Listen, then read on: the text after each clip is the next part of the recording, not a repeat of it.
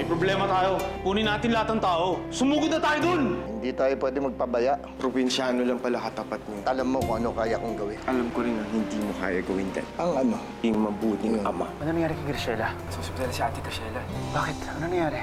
Nalaglag ang batang dinadala niya. Ngayon, pwede na nating tapusin ang gulong ito. Pwede mo nang iiwan si Louie. Tatakas na kita dito. Wala sa usapan na itatakas siya. Graciela, kailangan namin ng tulong. May pagkakataon kang balikan ng mga taong gumawa nito sa'yo. Hindi mo kailangan gawin to. Sa lahat ng pinagdaanan ko, handa na akong gawin ang kahit na ano. Mahal na mahal kita. Mahal na mahal kita.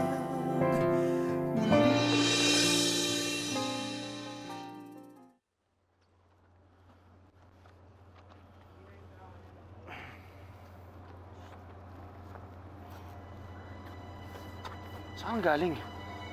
Wala. Si Ate wala pa ba? Ayun na siya.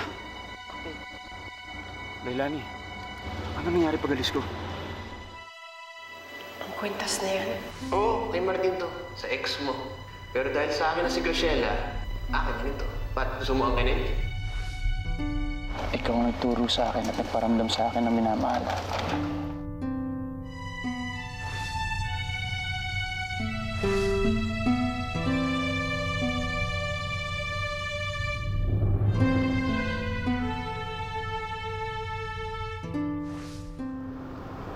Wala.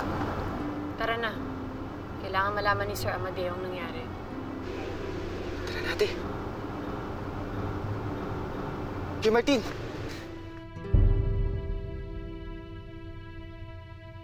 Ang sama ni Papa. Tinakot niya si Kiefer. Wala namang ginagawang masama yung tao eh. Tama na. Tana. Dala ko lang yung baril ko. Baka nabaril ko na si Leilani. Nanggaling dito si Leilani? Dumalaw sa'yo? Opo. Hindi pa nila siguro alam ang nangyari sa tawahan ni Amadeo. Malakas pa loob. Oh, dumating din kayo. Kamusta naman ang lakad natin? Maupo ka, Tony. Kausap na po namin si Graciela. Walang alam ang mga Silvestre tungkol kay Martin. Narinig ko mismo na gusto niya tayong tulungan. Mapagkakatiwalaan ba siya? Tingin ko po totoo ang sinasabi ni Martin. Mahal siya ni Graciela at hindi niya ipapahamak si Martin. Good. Magagamit natin siya sa mga susunod nating gagawin. Dex, ano nangyari sa'yo? Pinulpi ako ng mag-ama eh. Si Roman, tsaka si Louie. Ikaw yung tinutukoy nilang napagdiskitahan nila. Gusto nila ng harapang labanan? Ibibigay natin sa kanila. Pwede ko nang papuntahin sila Brando ngayon sa Rancho Paradiso para ubusin lahat ng tao doon. Malamang nakarating na ngayon kay Amadeo ang nangyari. Sigurado gaganti yun. Mabuti pa lahat tayo bumalik na sa mansyon at mahirap na, delikado dito eh. Mara, nakausap mo daw yung doktor. Clear na ba si Graciela? Pwede na siyang iuwi. Pwede na daw po. Kailangan lang niya magpahinga. Yun naman pala. Good. Bumalik tayo sa rancho. Siguradong gagantihan si Amadeo. Ayaw ko may mangyari sa inyo.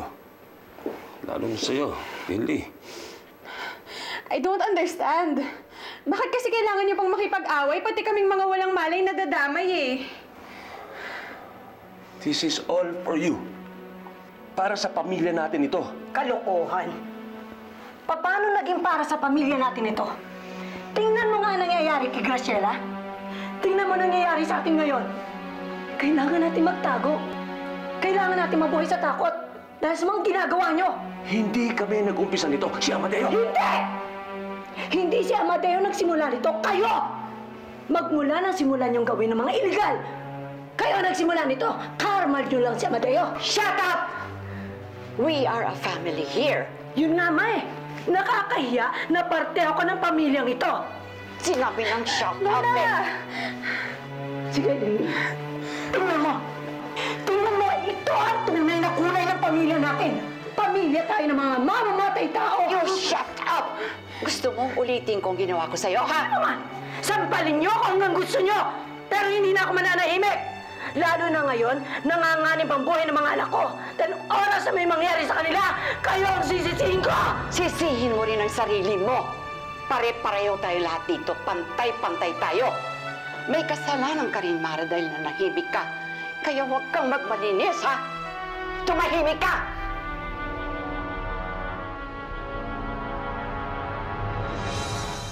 Sobra naman yata yun. Baka may madamay na wala namang kasalanan. Mukhang lumalambot ka na, attorney. Alam mo, matagal ko nang iniisip yan eh. Na hindi magtatagal, bibigay ka rin. Ikaw, Martin. Masyadong mabilis na parusa ang kamatayan para sa kanila. Gusto ko silang mahirapan. May plano ka? Pera ang kapangyarihan nila. Kapag nawala sa kanila ang pera, mawawalan sila ng lakas. Sa iligal, laging talaga sila kumukuha ng malaking pera. Sinubukan ho yun kontrahin ng papa ko at ng isang pari noon. Kaya sila napatay. Paano tayo makakukuha ng connect sa mga illegal logging operations nila? Kasabwat nila si Gov. Kung totoong hawak po ninyo si Gov, maaaring siya maging susi natin. Tignan natin. Amadeo! Ma! Look!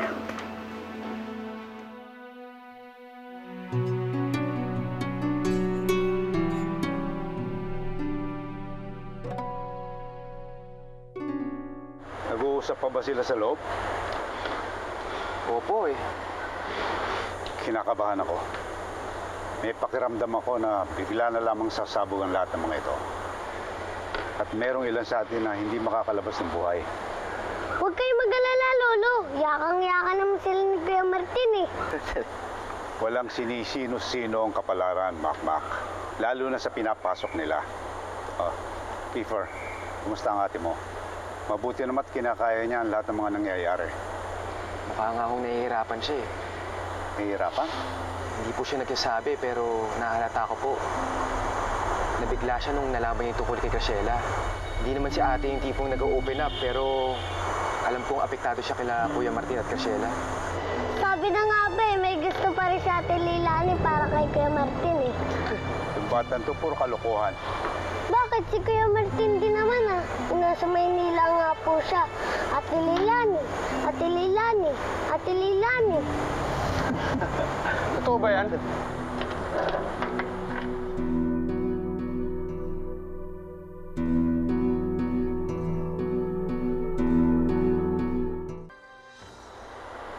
Kuya, tama ba narinig ko? May nararamdaman pa si Leilani at Martin sa isa't isa? Hindi mo maialis yan sa kanila, iyo. Magkababata sila. At biglang naputol ang kanilang pagsasama nang walang maayos na pagtatapos. Oo nga kuya, wala ka naman natin ipag-alala eh. Si Kuya Martin, may Graciela naman na. Magkaibigan na lang sila. Kasal na si Graciela, di ba? Hindi wala nang habol si Martin sa kanya. Kung sana, napipigilan ang pag-ibig ng batas ng tao at ng langit. Pero tama si Kiefer. Wala kang dapat ipag-alala. Meron silang mas malaking problema ang kinakaharap. Hindi ka na, Makmak. Tayo kuya, dito na tayo maghintay. Matagal-tagal pa yung meeting nila eh. Dito na muna tayo. Sana nga, tama siya. Nandito na pala kayo eh. Sama niyo naman ako sa plano niyo.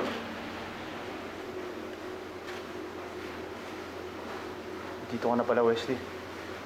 Oh, ba't parang hindi kayo masaya nakita ko? Dahil ba nakahanap ka ng bagong kadikit? Ayun. Parang si Daddy. Nakahanap ng bagong anak. Pinalitan na ako. Tama na yan, Wesley. Eh, totoo naman, Dad eh. Tinapan niyo ako sa Pangasinan para halimutan. Pinabayaan niyo ang sariling katugo para tumulong sa hindi niyo kaano-ano.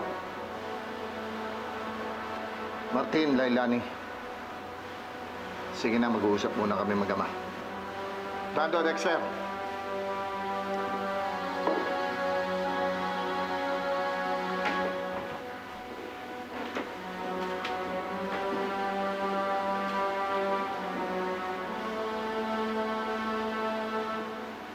Ayoko nang binabastos ako.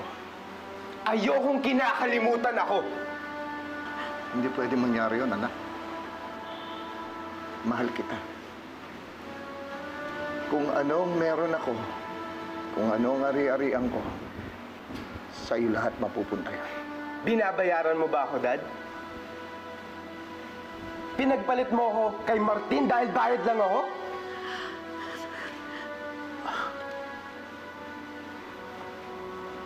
May utang ako. Nagbabayad lang ako, anak. Kung may utang ka sa kanya, may atraso ka sa akin! Amadeo! Amadeo! Wag! Wag! Anak, wag! Amadeo! Bitawan mo siya! Bitawan mo siya! Bitawan mo siya! Bitawan mo siya! Anak kita. Pero wala kang karapatang bastusin ako. Wag! Wag!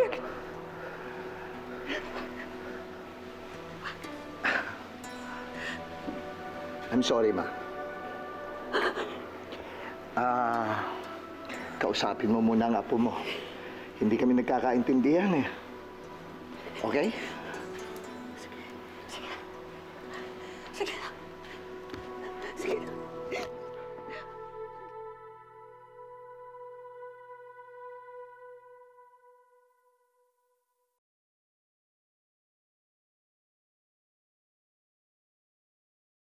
Graciela, ako na ang humihingi ng tawad sa'yo sa lahat ng mga nangyari. Huwag niyo po akong intindihin na bigla lang ho si Louie. Hindi niya sinasadya ang paglaglag ng bata. Hindi. Mali siya, Graciela. Ina niya ako. Pero alam ko na hindi moral na tao si Louie.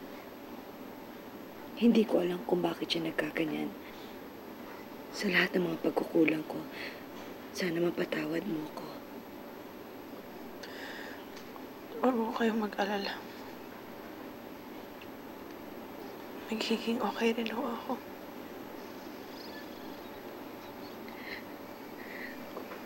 Tama si Mama.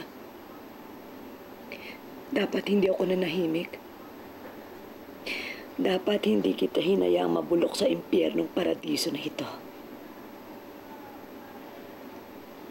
Magiging okay rin ho ako.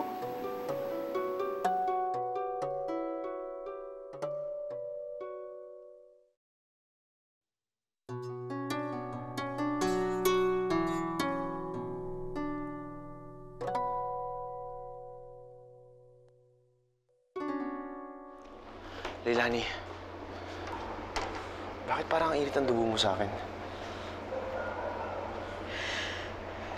Hindi mainit ang dugo ko sa'yo. Marami lang ako iniisip. Pagod lang ako. Leilani, kung naguguluhan ka, naguguluhan din ako. Pero hindi mo dapat akuin ang lahat. Magkaibigan tayo, magtulungan tayo. Bakit pa? Hindi ko kailangan ng kaibigan, Martin. Hindi kita kailangan. Pero si Graciela, kailangan ka niya. Siya na lang ang tulungan mo. Pabayaan mo na lang ako. Leilani, kakaganyan ka ba dahil kay Graciela? Oo. Hindi. Hindi ko... Gulong-gulo na ako, Martin. Ginugulo mo ako.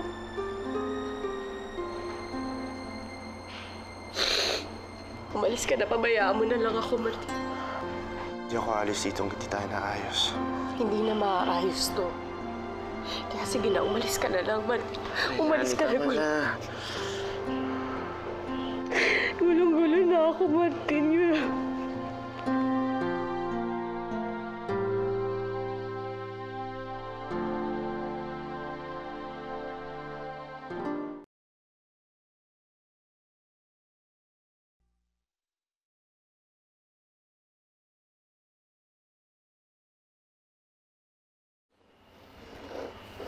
Nakaalis na ang tatay mo, papunta kay Gov.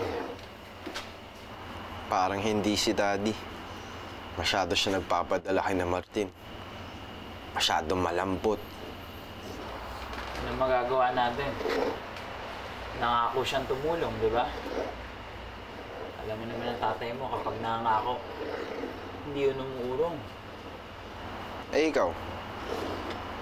Ikaw yung nasaktan, di ba? Di ka ba niya igagante? Sabi niya, mag-antay tayo eh. E di mag-antay.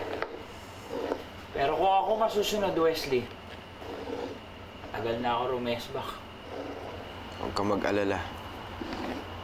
Ako gaganti para sa'yo. Oo. Saan ka pupunta? Patutunayan ko sa inyo na hindi na ako malambot. Na may kwenta ako. Wesley! Wesley, sandali!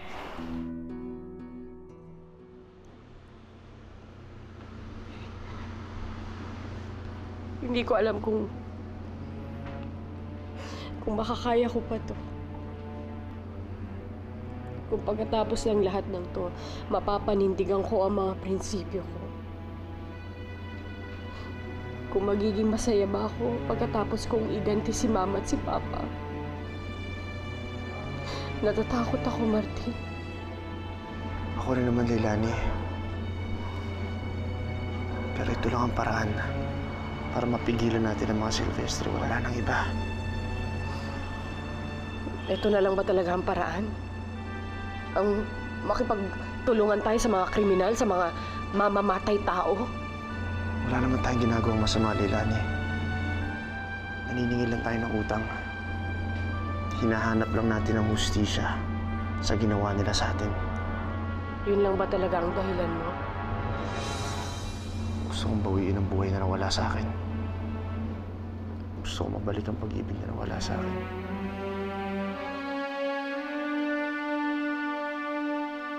Ang kwintas na yan. Oo, kay Martin to. Sa ex mo. Pero dahil sa akin na si Graciela, akin na rin to. Si Graciela. Nakita kong binigay mo sa kanya ang kwintas mo. Pero hawak na ni Louie. Nakita kong suot niya. Hawak ni Louie ang kwintas na dapat para sa'yo. Na binigay mo na sa iba. Binigay mo na kay Graciela.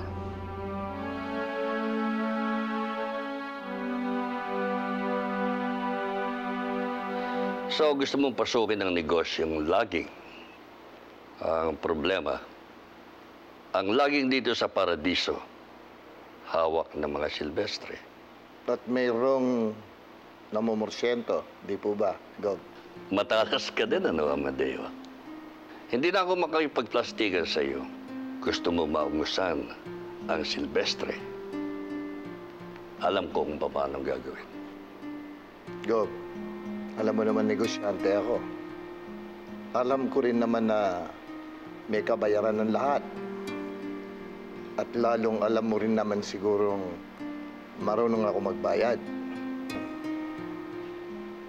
At kung magkano binabayad nila, dodoblehin ko.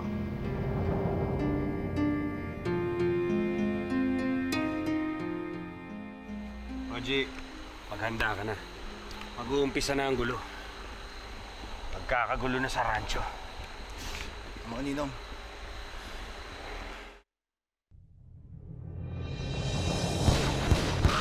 Long! Long!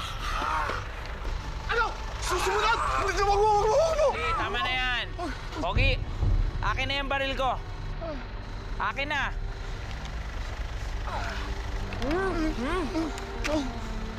Long!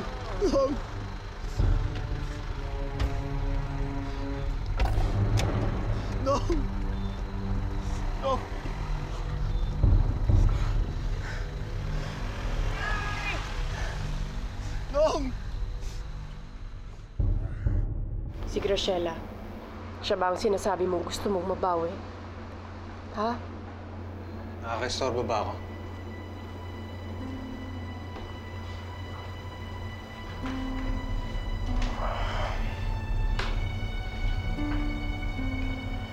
Sige, alis na ako. Wag. Dali lang. May gusto lang akong linawin sa'yo. May nararamdaman ka pa ba para kay Leilani?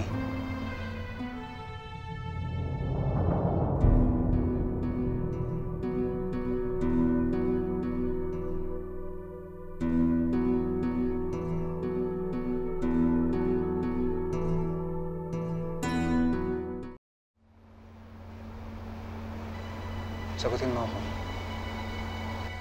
Matagal lang tapos ang namamagitan sa amin ni Leilani.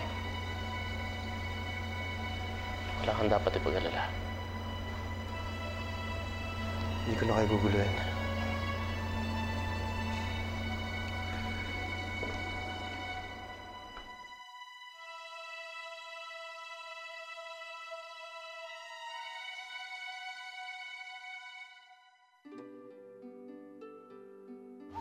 Bigay daw to sa akin ng nanay ko.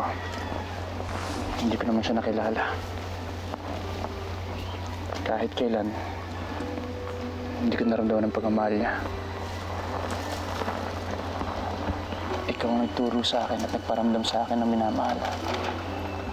At kung paano magmahal. Kaya bibigay ko yan sa'yo. Martin, alam ko kung gaano kahalaga to para sa'yo. Leilani, ikaw ang pinakamahalaga sa akin. Kaya ikaw dapat ang magsuot niyan.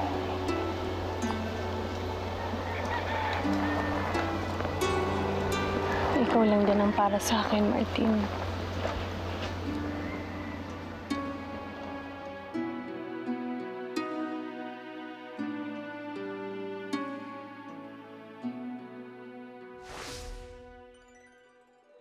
Gusto kong itanong sa'yo. Pero natatakot ako sa isasagot mo. Itatanong mo rin ba sa akin kung may nararamdaman pa ako para kay Martin? Javier, kung ano man ang nararamdaman ko para sa kanya, mali na. Ikaw na ang mahal ko. Ako nga ba? Ikaw lang.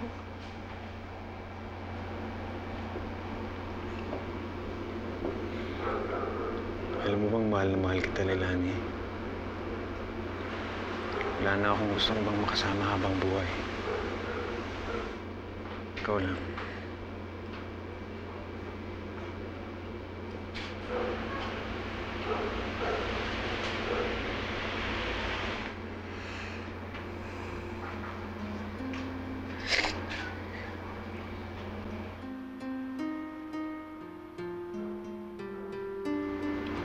Say yes.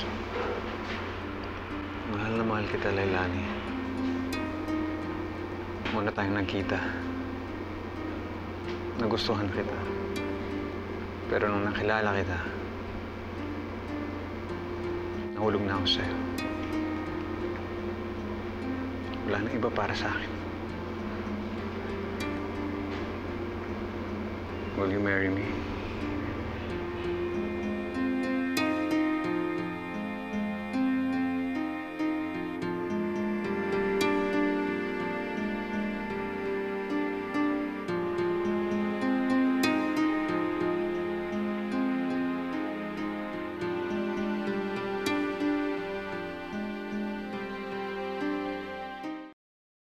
Roman, I need you to reallocate some funds from our logging business to the ranch. Kailangan makabili tayo ng mga baka. Walang problema, Mama. Habang may troso, may pera pa. Kung pera-pera lang pag-uusapan, hindi tayo malalamangan ng Amadeyong yan. Dad, ba't hindi pa kasi natin tirahin yung Amadeo na yun? Ha? Hindi ganun kadali yun. Baka nakakalimutan mo, muntik kang nakulong dahil sa ginagawa mo, padalos-dalos sa mga kilos mo. Tsaka hindi natin hawak yung kapitan. Hindi tirahin na rin natin pati yung kapitan. Ano? Ay, Diyos mio, lahat tayong pinag-initan ng mga pulis kapag ginawa natin yan. Kapag tinira natin yung kapitan na yun, di ba? Pagsabihan mo nga yan. Palibasa kasi, tira ng tira, di nag-iisip. May sinabi ka ba sa akin? Kuha mo na nga lang ako ng alak.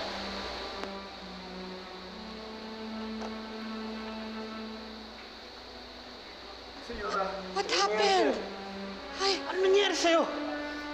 Si Ninong po, critical yung kondisyon.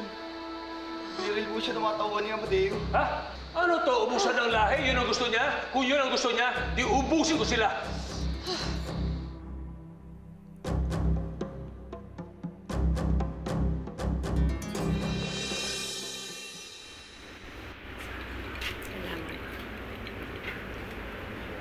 Salamat.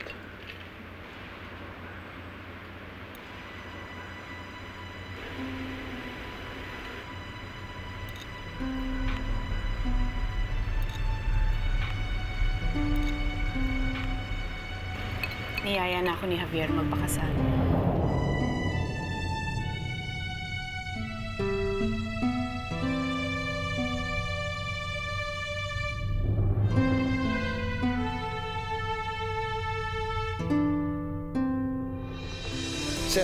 Sir yung bumaril kay Ninong. Tara, tirahin na natin.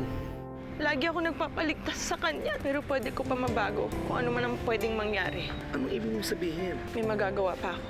Bakit mo kailangan makausap si Graciela? Mas magandang hindi mo alam. Nakikiusap kami, Kuya George. Kailangan ka namin.